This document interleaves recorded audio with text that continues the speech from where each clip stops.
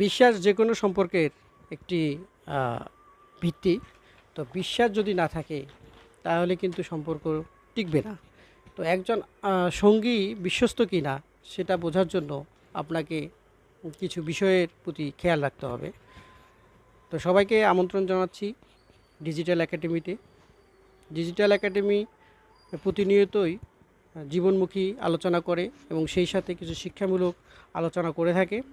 তো আপনাদের যদি কোনো পছন্দ থেকে থাকে সেই বিষয়গুলো আপনারা কমেন্টে জানাবেন, সেই বিষয়গুলো নিয়ে আলোচনা করা হবে এবং যদি কোনো পরামর্শ থাকে সেগুলো জানাবেন।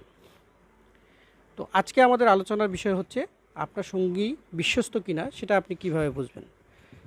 আপনার সঙ্গী বিশ্বস্ত কিনা এটা বোঝার জন্য আপনাকে প্রথমেই দেখতে হবে আপনার সঙ্গী আপনার সাথে মন খুলে কথা বলে কিনা।